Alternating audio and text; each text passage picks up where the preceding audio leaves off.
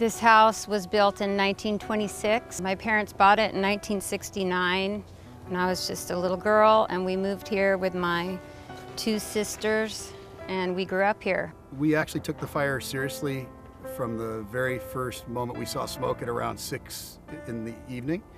And then, next thing you know, it's 10 o'clock and we're packing our cars up and all the lights in Ventura went out. And you could see it from here to Santa Barbara to Oxnard. Every light just go and it was a really scary, surreal feeling when that happened at 10 p.m. All my memories are here.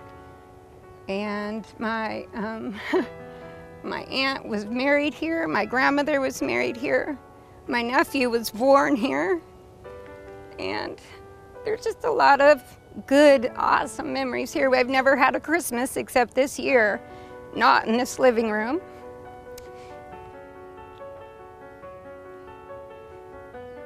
So we started packing a little faster, knowing that the fire was probably getting closer, and by midnight we had 3 cars packed up. We had 1 car for pets and 2 cars for belongings and people, and I think that was when it was really set in that we could lose our home.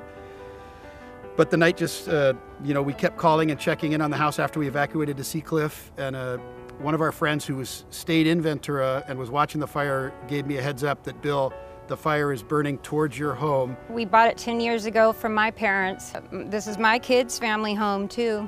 I have so many memories on these stairs because my mom would take pictures of my sisters and I on the first day of school each year, and then we'd have Christmas pictures on the stairs. JD and I jumped in the car and we drove back into Ventura. 2 friends were sitting there waiting in my front lawn for me when I got here, as if they knew we were coming.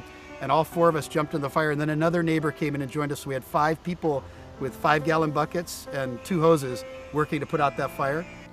I try and save things out of here as much as I can.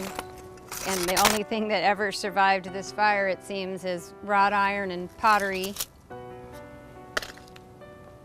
Within minutes, seconds, we had garden hoses in our hand, and Bill ran one way and I ran the other, and trying to fight the fire as best we could. So it was pitch dark. We were just doing our best, and the only lighting we had was from the flames. It was tough. It was an interesting fight. We kept fighting, and then it just was getting worse and worse. Every time we'd spray in one area and go to the next, that fire would come back. Then I started looking up going, geez, there's embers coming everywhere and with the wind, so you didn't really know which way to turn. A gas line blew, and at that point it was like we had to go. Win or lose on this fire, we had to go. Yeah, I was very proud of my husband and my brother-in-law, Bill and JD, for coming back, and they tried really hard, and I appreciate that so much. They weren't able to save it, but the fact that they tried means the world to me. You were leaving that house knowing a fire was coming to take it, and having to go back to my wife and my kids saying, I don't know whether I've saved the house or not, and knowing how important that house was to my wife. So anyway, I'm gonna tear up in a second, so I don't want to. Yeah. Sorry. Yeah, I mean, that was hard. We all eventually went to sleep, and I remember waking up, asking the question, and a friend of mine who lives down the street sent me a text picture about 4 in the morning on the day of the fire, showing me that my house was burning, and that's all I needed to see. I couldn't come back for at least 3 days until kind of my emotions had settled a little bit, because I would have broken down the moment I saw the house.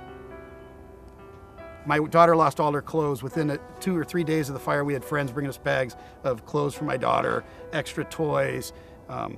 So family and friends at a time like this are probably the most important thing. I mean, there's so much more after the fire in terms of support from the neighbors. Being in the eye of the fire and trying to fight it, and fires all around, and everybody, everybody's been victimized by it.